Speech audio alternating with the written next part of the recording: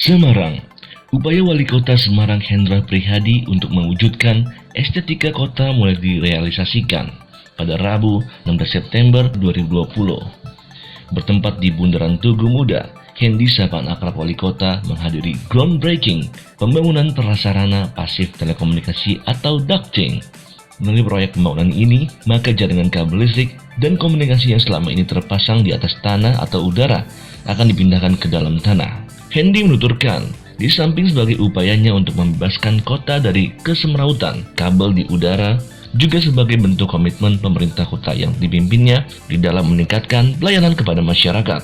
Dirinya menegaskan jika proyek pembangunan fiber optik bawah tanah tersebut merupakan proyek pembangunan yang biayanya tidak menggunakan APBD.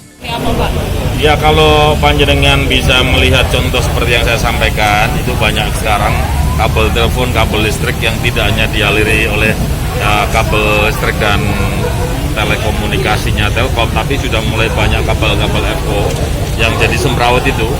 Ini proyek ini salah satunya upaya untuk mengatasi kabel-kabel itu turun ke bawah semua.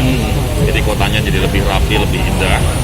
Kemudian ini tidak ada pembiayaan APBD, tapi murni investasi dari salah satu perusahaan nasional merah putih yang namanya Moratelindo yang kita duetkan sama PT Bumi Pandana Sejahtera, perusahaan milik Kota Semarang.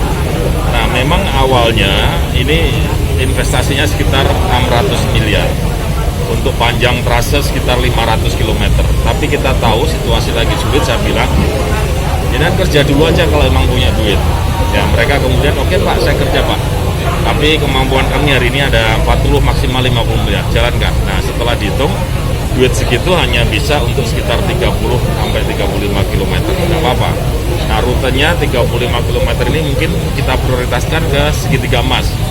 Jadi Pemuda, Pananaran, Simpang 5, Gajah Mada, kembali ke Pemuda, dan nanti ada tembusan ke arah Majapahit sedikit sama tembusan ke arah Siliwangi sedikit. Nah, itu jadi prioritas. Mudah-mudahan 6 bulan selesai. Janjinya kalau 6 bulan selesai, ekonomi sudah mulai membaik, mereka akan melanjutkan sisanya. Tapi kalau enggak, kita akan wait and see. Kira-kira perkembangan ekonomi ke depan bisa jauh lebih baik. Jadi target seluruhan di Kota Semarang kan? Kalau yang target pertama ini pasti bulan Maret, karena kan 6 bulan dari sekarang.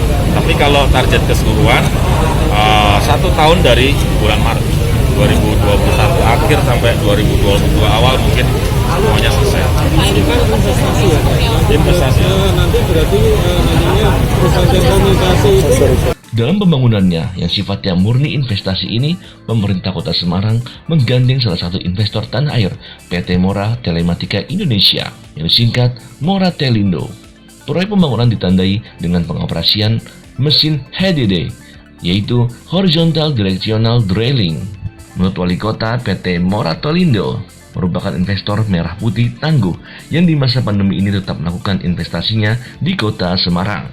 Dirinya melanjutkan jika investasi yang semula senilai 617 miliar rupiah kini menjadi 50 miliar. Dan untuk tahap awal ini bahkan diselesaikan dalam jangka waktu kurang lebih 6 bulan. Hendi juga menuturkan dengan dimulainya pengejaran sistem ducting tersebut, pasti akan ada pembongkaran trotoar yang masif. Mengingat saluran kabel akan diletakkan di bawah tanah, dirinya pun berharap masyarakat bisa memaklumi proses pembangunan yang dilakukan. Pembangunan ducting ini akan menjadikan Kota Semarang sebagai pionir kota yang menerapkan Smart City dengan memperkuat basis Smart City melalui penataan infrastruktur bidang telekomunikasi menjadi lebih baik.